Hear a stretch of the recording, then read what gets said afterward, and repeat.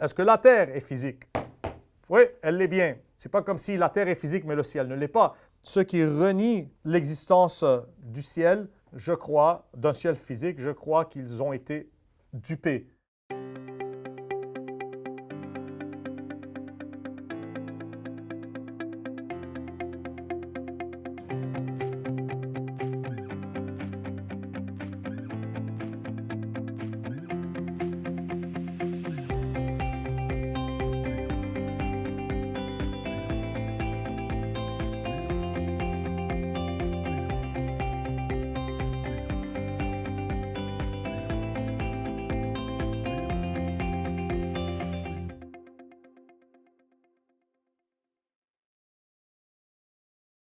Bonjour encore, chers amis.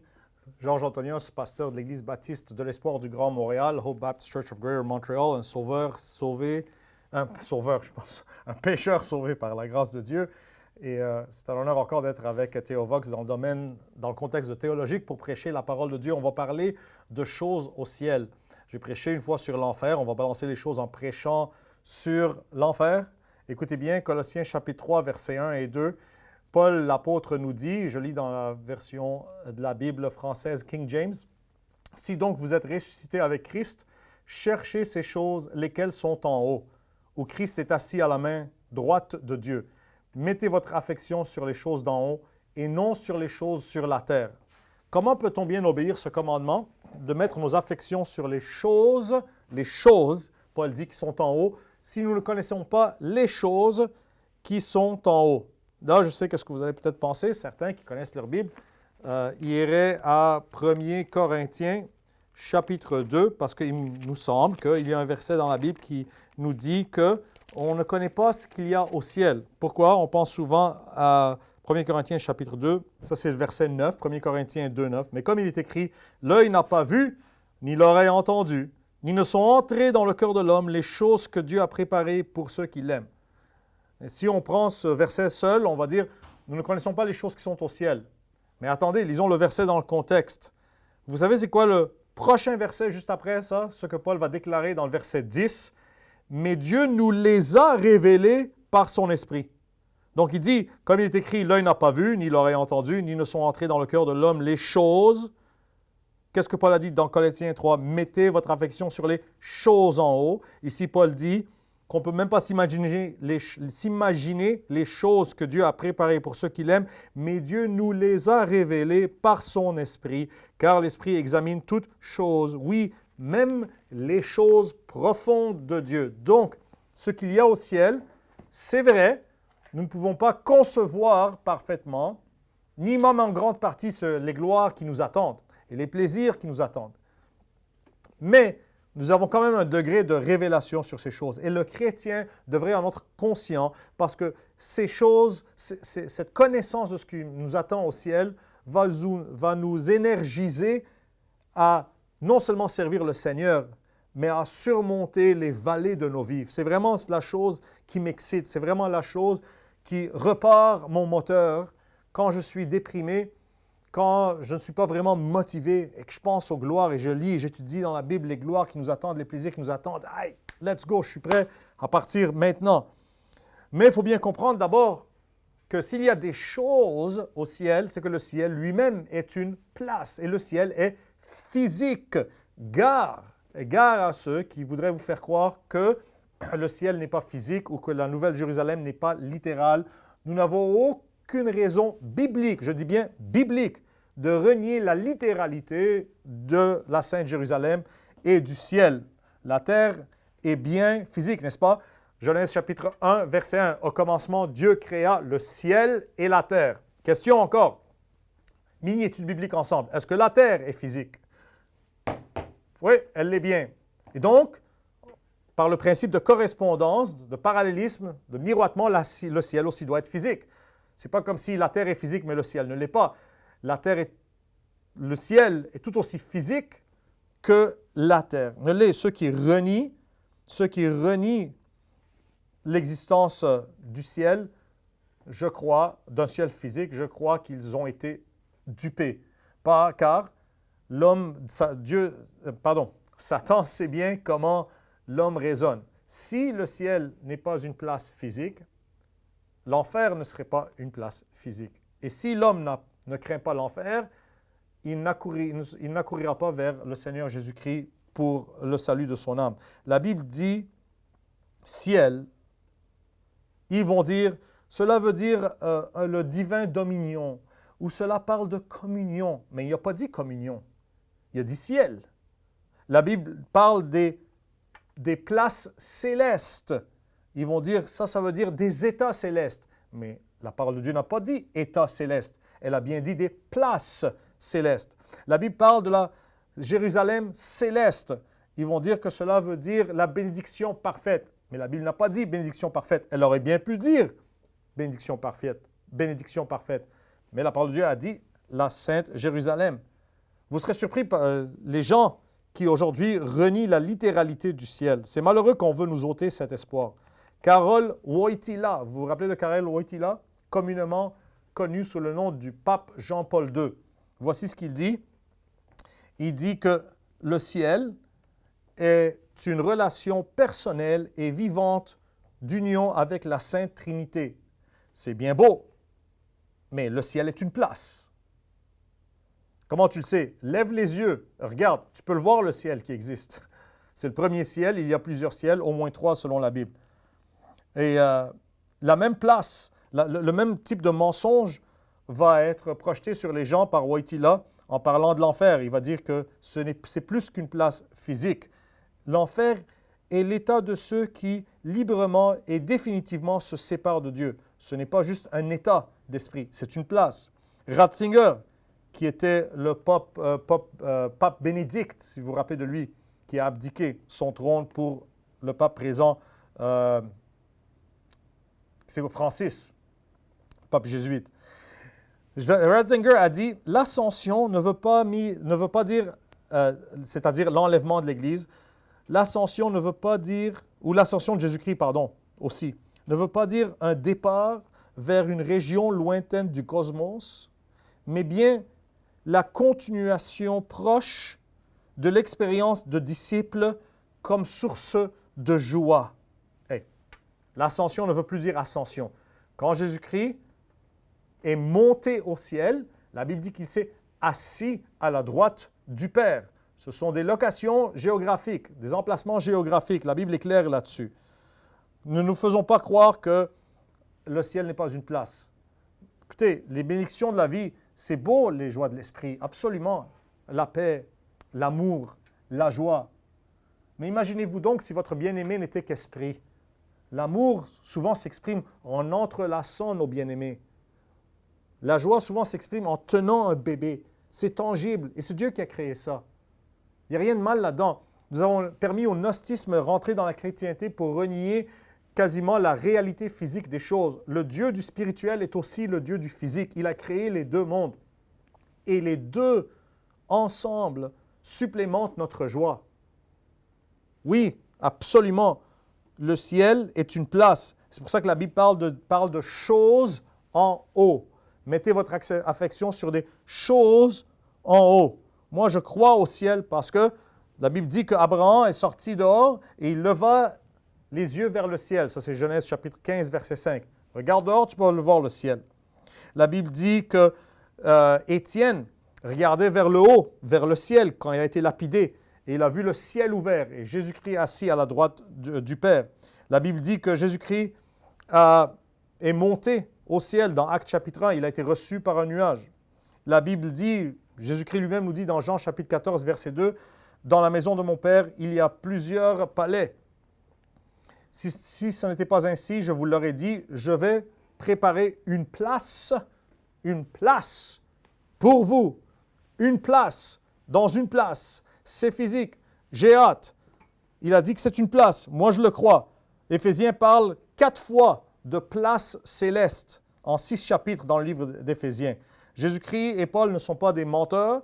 Ils nous disent la vérité simple comme qu'elle est. Elle doit être reçue simplement comme qu'elle est. La Bible dit que sans controverse, Jésus-Christ a été reçu en la gloire, parlant de son ascension. Ça, c'est 1 Timothée chapitre 3, verset 16. Il faut arrêter à un moment donné de dire Oui, la Bible dit ceci, mais ce qu'elle veut dire, c'est cela. Écoutez, Dieu veut dire ce qu'il dit. Il dit ce qu'il veut. Il dit ce qu'il veut dire. Et il veut dire ce qu'il dit. Il n'y a pas à aller chercher plus loin. Le problème de l'homme, ce n'est pas qu'il ne comprend pas la Bible. Le problème de l'homme, c'est qu'il ne croit pas à la Bible. Et souvent, le reni de la littéralité de la Bible n'est qu'un manque de foi déguisé en compréhension. Ce n'est qu'un rejet de la révélation de la Bible, mais revêtu d'une politesse. N'empêche que c'est un rejet. Je crois à ma Bible littéralement. Moi, je suis excité pour le ciel. Je suis excité de monter là-haut. Quand Dieu, Jésus-Christ, me dit que mon trésor, là où mon trésor est, sera mon cœur, je crois que c'est un vrai trésor, dans une vraie place. Au fait, la Bible la décrit. Elle décrit la céleste Jérusalem avec des détails laborieux quasiment. Révélation chapitre 21 et 22, Apocalypse 21 et 22. Allez le lire. Il y a plus qu'un ciel dans la Bible. Il y a un premier ciel qui est l'atmosphère terrestre dans lequel les oiseaux volent. Ça, c'est Genèse 1.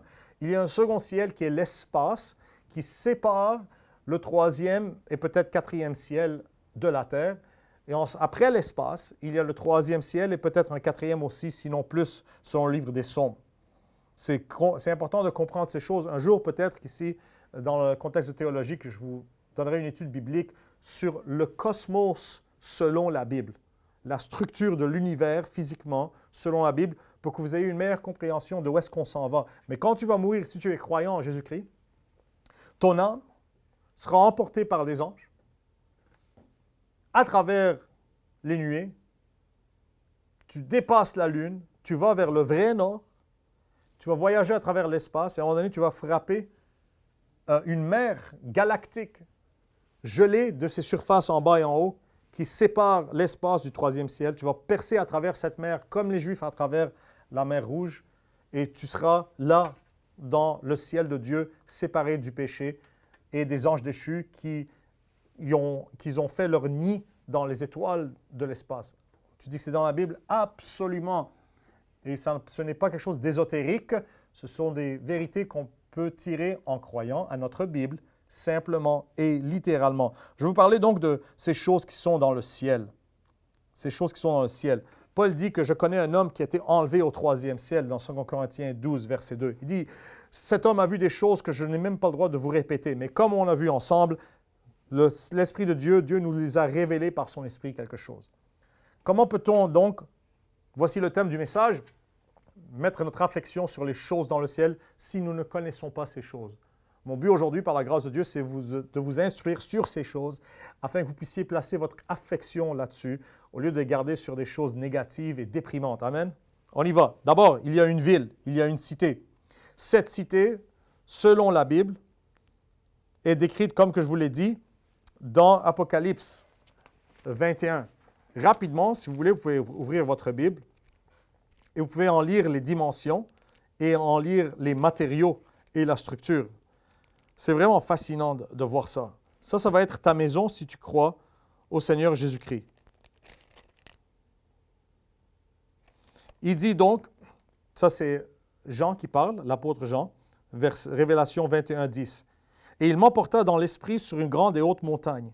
Et il me montra cette grande ville, la Sainte Jérusalem, descendant du ciel d'auprès de Dieu au début du règne millénaire. » Ça c'est la capitale de l'univers. Et tu as un palais là-bas dans la maison du Père, si tu es croyant en le Seigneur Jésus-Christ. Cette ville, verset 11, ayant la gloire de Dieu, et sa lumière était semblable à une pierre des plus précieuses, comme une pierre de jaspe, claire comme le cristal. Et elle avait une grande et haute muraille, et avait 12 portes, et aux portes 12 anges, et des noms écrits dessus, lesquels sont les noms des 12 tribus des enfants d'Israël. À l'est 3 portes, au nord 3 portes, au sud 3 portes, et à l'ouest 3 portes. Et la muraille de la ville avait 12 fondations, et sur elle étaient les noms des 12 apôtres de l'agneau. Et celui qui me parlait avait un roseau d'or pour mesurer la ville, et ses portes, et sa muraille. Et la ville était quadrangulaire, et la longueur est aussi grande que la largeur. Donc les gens ici se l'imaginent comme un cube, mais une pyramide aussi satisferait la description ici, les mesures. Donc imaginez-vous une pyramide possiblement inversée aussi, une double pyramide. Et il mesura la ville avec le roseau 12 000 stades. Je vais vous dire c'est combien bientôt. Sa longueur et sa largeur et sa hauteur sont égales. Donc, la pyramide, comme je dis, satisfait cette description aussi. Et il mesura sa muraille 144 coudées selon la mesure d'un homme, c'est-à-dire de l'ange. Et la construction de sa muraille était de jaspe, et la ville était d'or pur, semblable à du verre clair. C'est littéral, ça. Je décris de la maison que tu vas avoir bientôt si tu crois en Jésus-Christ. En passant, il n'y a pas de taxe sur cette propriété. Et les fondations de la muraille de la ville étaient rehaussées de toutes sortes de pierres précieuses. La première fondation était de jaspe, la seconde de saphir, ça c'est bleu, la troisième une chalcédoine, la quatrième une émeraude, ça c'est verdâtre, la cinquième de sardonyx, la sixième de sardoine, la septième de chrysolite, la huitième de béryl, la neuvième de topaze, ça c'est une espèce de bleu, une espèce de bleu, la dixième de chrysoprase, la onzième une hyacinthe, violet, la douzième, améthyste c'est violet. Et les 12 portes étaient 12 perles. Chaque porte était d'une seule perle, et la rue de la ville était d'or pur, comme si elle était de verre transparent. Et ensuite il dit, et il montra, ça c'est 22.1, il me montra une rivière pure d'eau de vie claire comme du cristal provenant du trône de Dieu et de l'agneau. Et au milieu de sa rue, et sur les deux bords de la rivière, il y avait l'arbre de vie, lequel portait 12 sortes de fruits et produisait son fruit chaque mois. Et les feuilles de l'arbre étaient pour la guérison des nations. Et il n'y aura plus aucune malédiction, mais le trône de Dieu et de l'agneau sera en elle. Et ses serviteurs le serviront, et ils verront sa face, et son nom sera sur leur front. Pour vous donner une idée des dimensions, 12 000 stades. En termes de kilomètres, c'est 4300 km en longueur, 4300 km en largeur, 4300 km en hauteur. Imaginez-vous donc une pyramide. Et aussi, selon si les fondations sont effectivement en dessous, comme on peut se les imaginer, 4300 km en profondeur. Donc, c'est 4300 à la puissance 3, sinon à la puissance 4. Peut-être à la puissance 4. Il faudrait que je check mes maths. Certainement à la puissance 3. Si tu aurais à placer cette base quadrangulaire au-dessus du Canada, les dimensions de la ville iraient de Montréal à Vancouver, quasiment à Vancouver, quelque chose comme ça, vers l'Alberta, Colombie-Britannique, du Québec à l'Alberta, Colombie-Britannique, et de Montréal, du Québec jusqu'en Floride. Ça, c'est la base. Mais ce n'est pas juste une superficie deux-dimensionnelle, c'est à la puissance 3. Donc, ça monte aussi. Imaginez le volume. Même s'il y a des millions de rachetés dans cette sainte ville, tout le monde a de la place pour un palais. Amen. Toutes ces descriptions sont là. Pourquoi? Pour renforcer le sens de la littéralité de ce qui nous attend. La Bible dit « car il a préparé pour eux une ville ». Ça, c'est Hébreux chapitre 11, verset 16. Dieu, Jésus-Christ a dit que je monte préparer une place pour vous. Une place pour vous. Si en 6 jours, il a préparé un monde merveilleux, et ce monde qu'on témoigne aujourd'hui, rappelez-vous, est un monde déchu. C'est un monde qui est maudit par le péché. Donc, la terre d'Adam et Ève était beaucoup plus belle. Si Dieu a produit ça en 6 jours, qu'a-t-il produit en 2000 ans d'œuvre? Les anges travaillent. Ah, j'ai tellement hâte à cette ville. La ville de rêve, ce n'est pas Paris. Ce n'est pas New York. J'aime bien Montréal, mais ce n'est pas Montréal non plus, ni la ville de Québec, ni Rome, ni Milan, ni Prague, ni Moscou, ni Le Caire, ni Brasilia, ni Beyrouth, ni Pékin, ni Hong Kong. C'est la nouvelle, sainte, céleste Jérusalem. Ça, c'est notre mère à nous tous. Aucune autre cité sur terre. Elle descend du ciel. Son temple est Jésus-Christ lui-même, Dieu lui-même.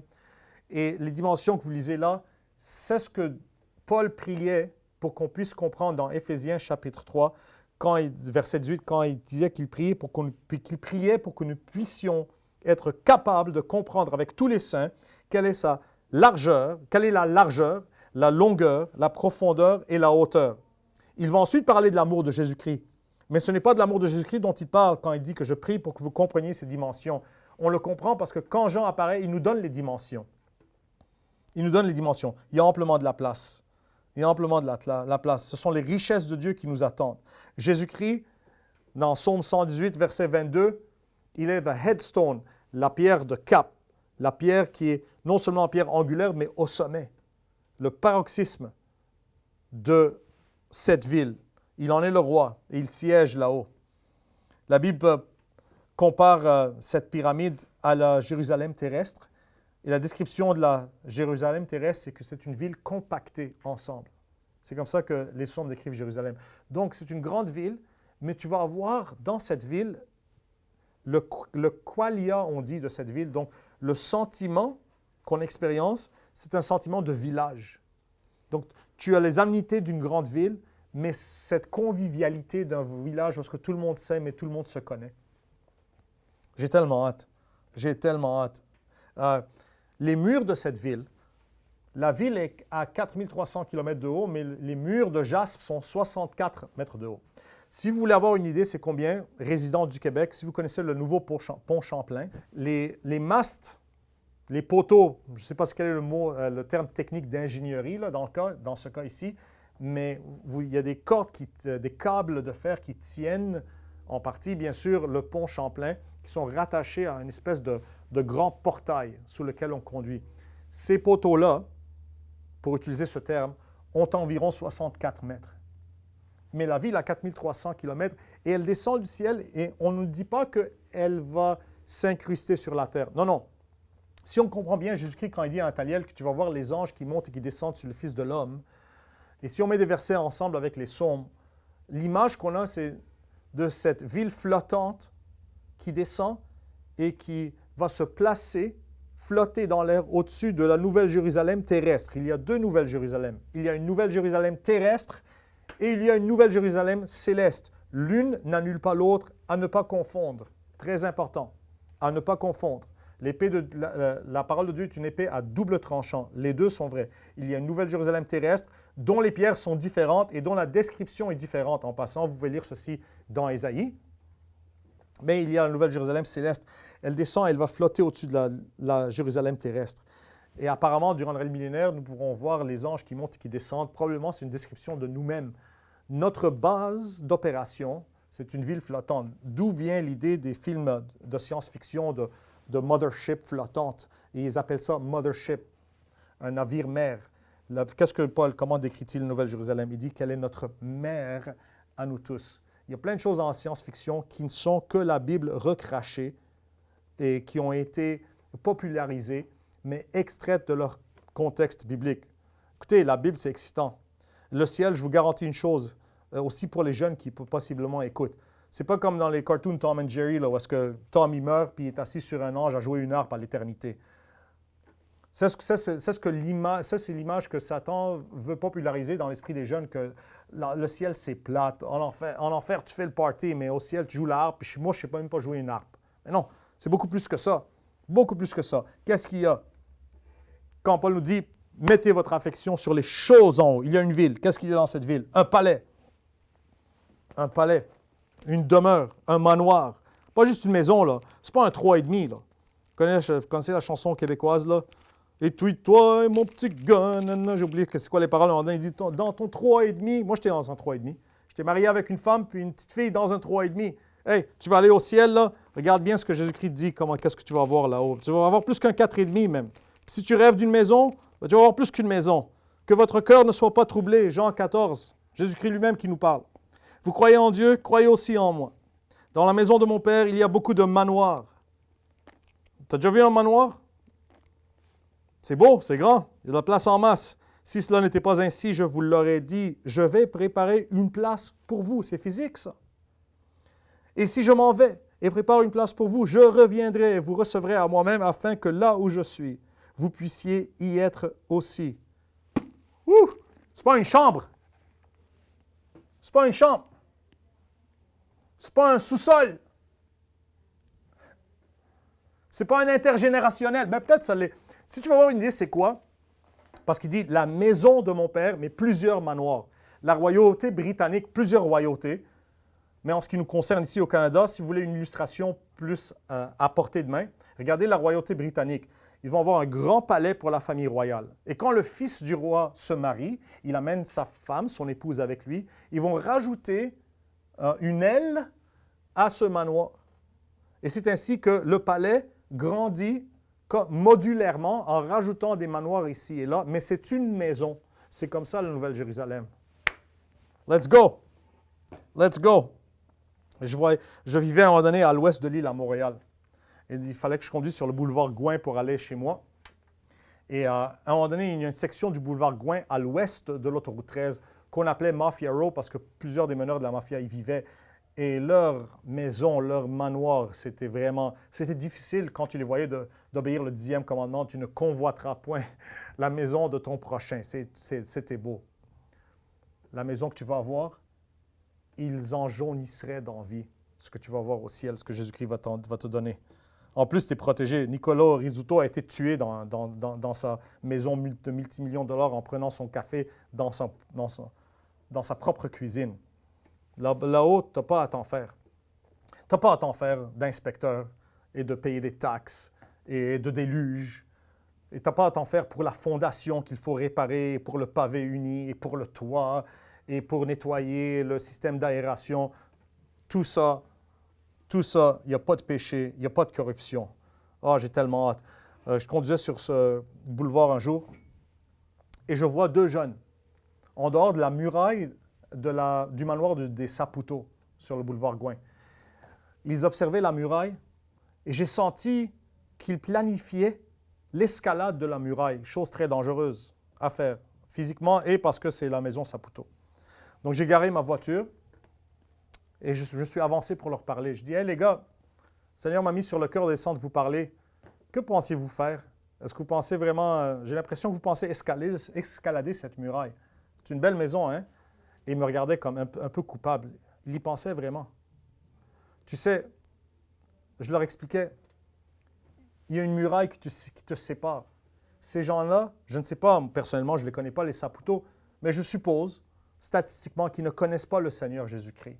Ils ont leur richesse dans ce monde, mais ils vont mourir et ils vont tout laisser derrière eux. Ils ne prennent rien avec eux. Tu peux avoir un manoir gratuitement si tu mets ta foi en le Seigneur Jésus-Christ. Et tu n'as pas besoin d'escalader cette muraille. Jésus-Christ l'a escaladée pour toi. Il t'y amènera. Merci Seigneur Jésus-Christ. Vous savez qu'est-ce qu'il y a d'autre? Bon, tu es dans une ville. Tu es avec ta famille. Nous sommes avec nos frères et sœurs chrétiens pour l'éternité. C'est bien beau. Nous avons une maison. Tu sais qu'est-ce qui va aussi bien avec une maison et une famille? Des pets. Des petits chiens, des chats, des animaux de compagnie. Mais oui. Vous savez, 2 Corinthiens chapitre 12, y a-t-il des animaux au ciel? Oui, mais ils ne sont pas faits de chair. Ils sont faits en esprit et de feu. Une des façons que tu peux le prouver assez simplement, 2 Corinthiens chapitre 12, voici Paul qui parle. Il dit, rappelez-vous, on parle de choses en haut pour qu'on y mette notre affection. Il dit, ce n'est pas opportun sans doute de me glorifier, 2 Corinthiens 12, 1, j'en viendrai aux visions et aux révélations du Seigneur. J'ai connu un homme en Christ qui, il y a plus de 14 ans, soit dans le corps, je ne puis le dire, ou soit hors du corps, je ne puis le dire, Dieu le sait, un tel homme fut enlevé jusqu'au 3e ciel. Et j'ai connu un tel homme, soit dans le corps ou hors du corps, je ne puis le dire, Dieu le sait, comment il fut enlevé au paradis. Au paradis. Vous voulez une preuve qu'il y a des animaux au ciel? Le paradis, selon Paul, est maintenant dans le 3e ciel. Mais le paradis, selon Révélation, chapitre 2, verset 7, il dit, « Celui qui a une oreille, qu'il écoute ce que l'Esprit dit aux églises, à celui qui surmonte, donnerai-je de manger de l'arbre de la vie qui est au milieu du paradis de Dieu. » Jésus-Christ a dit, l'arbre de la vie au milieu du paradis de Dieu. Mais le paradis de Dieu, c'était le jardin d'Éden. Et qui avait-il dans le jardin d'Éden? Avec Adam et Ève? Des animaux. C'est la raison pour laquelle, quand Élisée est entouré par les armées syriennes pour l'appréhender dans 2 Rois chapitre 6, il prie pour son serviteur, pour que Dieu lui ouvre les yeux, ayant dit à son serviteur que ceux qui sont avec nous sont plus nombreux que ceux qui sont contre nous. Et quand Dieu ouvre les yeux du serviteur, que voit-il? Des chevaux de feu et des chariots de feu célestes. Oh, j'ai hâte à ça. En parlant, tu vas voir un pet, tu vas voir un cheval de feu. Tu vas voir, il faut un char. Il faut une belle voiture qui va avec la belle demeure, dans la belle ville. Il faut une voiture aussi. Je vous raconte une histoire. Un jour, j'étais dans une organisation chrétienne qui s'occupait des démunis. Et puis, souvent, des gens qui étaient dépendants aux jeux, aux drogues, à toutes sortes de choses qui venaient s'intégrer dans le programme pour qu'on puisse les aider par la parole de Dieu, par des soutiens divers pour les aider à surmonter cette vie. Et souvent, c'était des gens pauvres qui nous venaient, mais des fois, il y avait des riches que la drogue avait détruites. Donc, un jour, je reçois un de ces hommes qui m'est assigné. C'est un riche. Je ne peux pas communiquer son nom, bien sûr. On protège la vie privée des gens. Mais c'était quelqu'un de très riche, qui aurait été connu à Montréal. Il a été détruit par le crack. Il était si riche qu'il avait un chèque de 23 000 $ dans sa poche quand il est arrivé, qu'il avait oublié. J'aimerais bien ça, oublier un chèque de 23 000. On m'avait fait, mes patrons m'avaient dit, ce gars-là,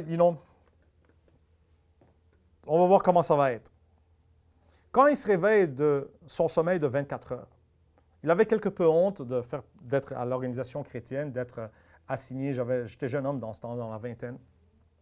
Et il voulait me faire savoir, il voulait faire savoir au jeune homme avec qui je travaillais. Il voulait me faire savoir que lui, ce n'était pas comme les autres démunis, ce n'était pas un démuni, il n'était pas comme les autres dépendants. Moi, je suis un riche, moi, je suis un homme à succès, moi, je suis un businessman, moi, je suis connu. C'est juste le crack qui m'a amené ici, mais je vais m'en sortir. Alors, il commence à me montrer des photos de ses possessions.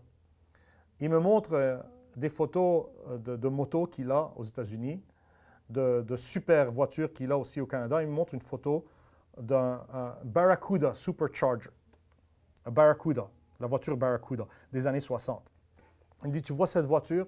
Juste 60 de ces voitures n'ont jamais été produites et j'en ai une. Bon, je regarde ça. Peut-être que vous savez c'est quoi une Barracuda. Je regarde ça, c'est impressionnant. Je l'écoute, je laisse parler. Il voulait m'impressionner. Ça lui prend 10 minutes pour me décrire ses voitures. Une fois terminé, là, il me regarde, attendant de voir mon impression. Je dis, est-ce que tu as un chérub? Il me dit, quoi? Je dis, un chérub. Possèdes-tu un chérub? Il me dit, c'est quoi ça, un chérub? Je dis, bien, c'est un des chérubins. Et il y en a au moins 5 qui ont été produits, peut-être un peu plus, mais pas beaucoup plus. Puis moi, j'en ai un. Il dit, de quoi tu parles? Là, j'ouvre à Ézéchiel, chapitre 1, verset 10. Les chérubs sont les chariots de Dieu. C'est des chariots vivants. En fait, le mot char est possiblement étymologiquement connecté à chérub. C'est les chérubs de Dieu, c'est les chariots de Dieu qui avaient des roues à l'intérieur de roues. Vous pouvez en lire la description, Ézéchiel 1 et 10. Le premier objet volant, vraiment, le premier vol, c'est peut-être pas les frères Wright aux États-Unis, mais un pasteur baptiste qui avait bâti un bolide volant s'inspirant de la description des chérubs dans Ézéchiel 1 et 10. Et là, je lis la description et je dis, un de ceux-là, c'est à moi parce que je suis fils de Dieu. Tout ce qui appartient à mon Père m'appartient. Là, il me regarde stupéfait comme. Il ne comprend pas. Mais ça va, je ne voulais pas trop qu'il comprenne exactement ce qu'est un chérub. Mais vous savez qu'est-ce qu'il a compris ce jour-là? Ce que je communiquais, c'est, tu ne peux pas impressionner un chrétien avec tes richesses. La Bible dit que le monde entier m'appartient, que l'univers entier m'appartient. Du fait que je suis héritier de Dieu en Jésus-Christ, à cause de Jésus-Christ. Et toi aussi, si tu crois en lui. J'ai un chérub. Tu vas voir un chérub. Tu vas voir un cheval blanc. La Bible dit dans Révélation chapitre 19 que les armées, ça c'est Révélation 19, 14, les armées qui étaient au ciel le suivaient sur des chevaux blancs. Blancs de feu. Hey. Your own pet. C'est un animal de compagnie à toi. Ça, c'est vraiment à toi. Ce n'est pas n'importe quel cheval qui va t'être assigné. Il va t'être assigné, tu vas avoir une relation pour la vie comme Lucky Luke et Jolly Jumper ensemble. Moi, je soupçonne, ça c'est une théorie, je n'enseigne pas ça dogmatiquement, mais connaissant le Seigneur, je soupçonne que le cheval blanc sur lequel Jésus-Christ revient, je soupçonne que c'est l'âne même sur lequel Jésus-Christ est entré à Jérusalem, dans son entrée triomphale, que Jésus-Christ va le ressusciter et le glorifier. Et quand je racontais ça à l'église, quelqu'un m'a dit « Hey, mais ça arrive dans le film Shrek, l'âne devient un cheval blanc. Ouais, » Voilà, tout est dans la Bible. Tout est dans la Bible. Qu'est-ce que tu as aussi au ciel? Qu'est-ce qui t'attend? Une demeure. Oh, j'ai oublié, très important, ça c'est le fun. En parlant de manoir. Un manoir, ça vient avec des serviteurs, hein? Les anges. Ça vient avec une arrière-cour et une avant-cour. Ça vient avec toutes sortes de choses qui accompagnent un manoir. J'ai hâte de voir ça, la relation qu'on va avoir avec les anges. Vous êtes de la royauté en Jésus-Christ. Vous êtes de la royauté. Vous allez avoir des serviteurs parce que vous êtes de la royauté en Jésus-Christ. Mais d'abord, Dieu, vous nous enseignez l'humilité. Sinon, on serait des monstres d'orgueil.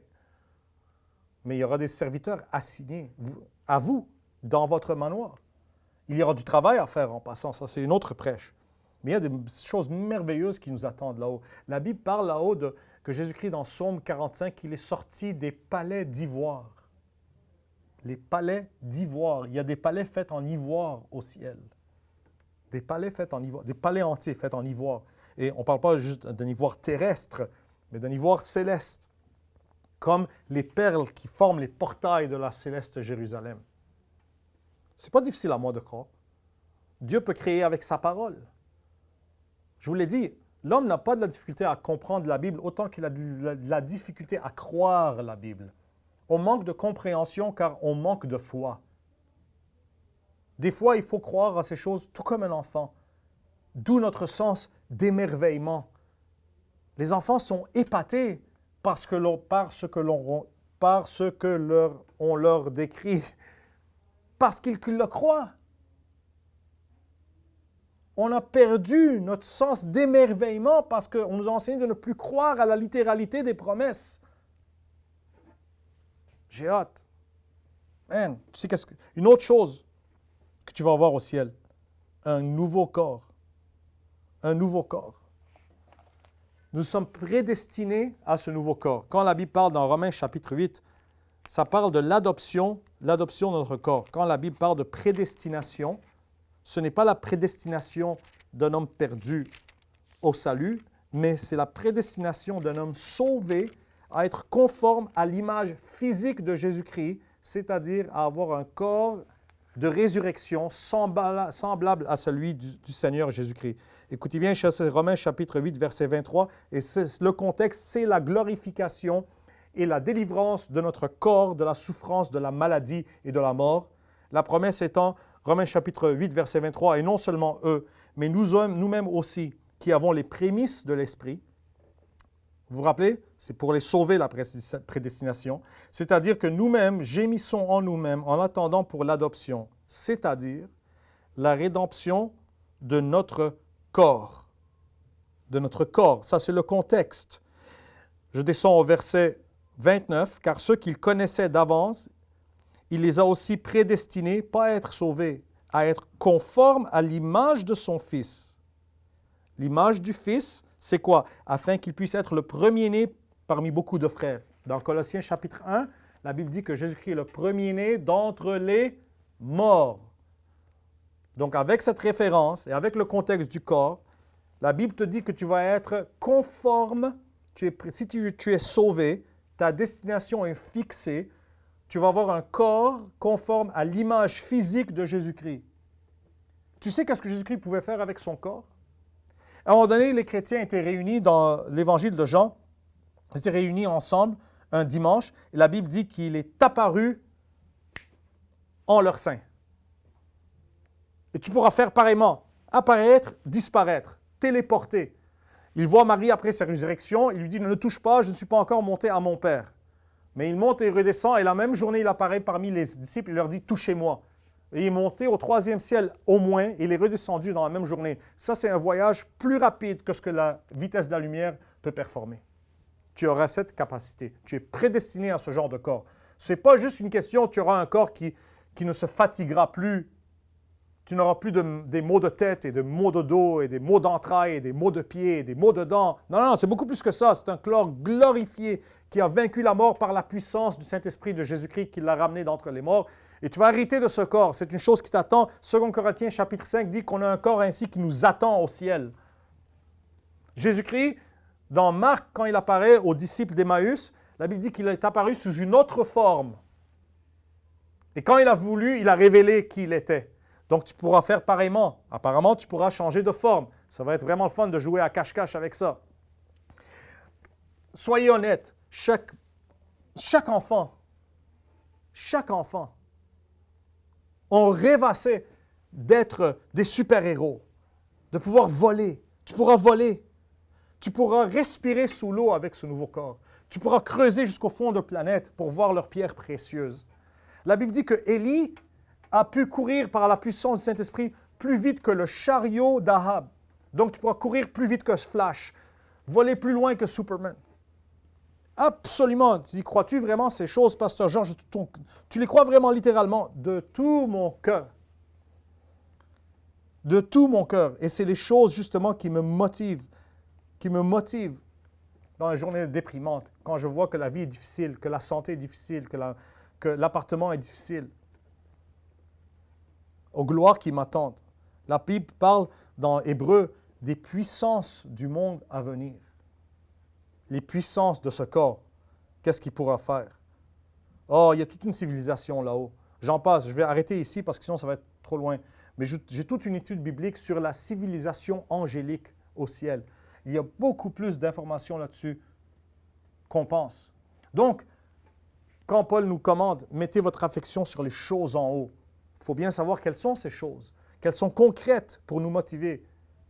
Une ville décrite en détail, un manoir avec toutes les bénédictions attendantes et les serviteurs qui viennent avec ça, avec un garage, avec un chérub là-dedans, et un cheval de feu blanc, avec un corps indestructible, avec des superpuissances. Un voyage à travers les planètes, découvrir des civilisations, des langues, des cultures, gérer l'univers avec le Seigneur Jésus-Christ, les palais d'ivoire qui sont en haut, la mer glacée qui sépare le second du troisième ciel qui est en haut, la mer de cristal sur laquelle l'apôtre Jean s'est tenu dans le livre d'Apocalypse. Littéral, physique, tangible, 100%, absolument. Dieu en est capable et bien plus. Et bien plus. Voici donc les choses. J'espère que vous les connaissez mieux aujourd'hui et qu'on peut mieux obéir le commandement de mettre notre affection là-dessus. Allez étudier la parole de Dieu, creusez. Dites-lui, Seigneur, montre-moi plus de choses sur le ciel, sur les anges. Je veux avoir une meilleure idée de ce qui m'attend. Parce que c'est ce que Dieu a dit. Il y a une importance pratique à ces choses. Car il continue dans Colossiens chapitre 3 en disant de mortifier nos membres qui sont sur la terre pour qu'on puisse marcher à travers l'esprit. Mais c'est dans le contexte de garde ta pensée sur les plaisirs qui t'attendent. Oh, j'en ai passé une. Encore, c'est un autre sermon. La Bible parle de la rivière des plaisirs de Dieu. Je vous laisse étudier vous-même quelle est la première mention de plaisir dans la Bible et quels sont les contextes du plaisir dans la Bible. Ce qui nous attend est ahurissant et ahurissant. Il faut laisser pour plus tard, mais il y a beaucoup plus. Donc, pensez à ces choses célestes, selon Colossiens chapitre 3, l'apôtre Paul, a des implications pratiques.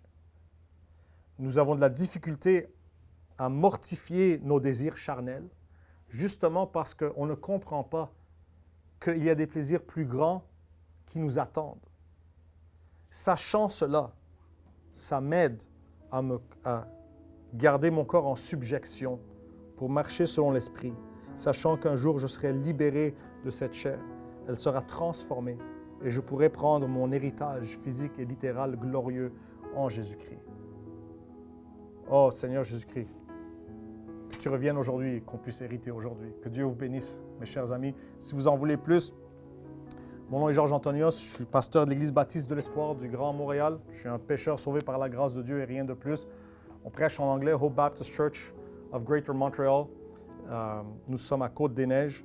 On voudrait un jour partir en service francophone, prier pour nous et continuer de prier pour Théovox et pour Théologique, pour que la parole de Dieu continue à sortir d'ici. C'est vraiment un honneur d'être là et de ministrer à vous la parole de Dieu. Que Dieu vous bénisse, gardez-nous en prière. Merci.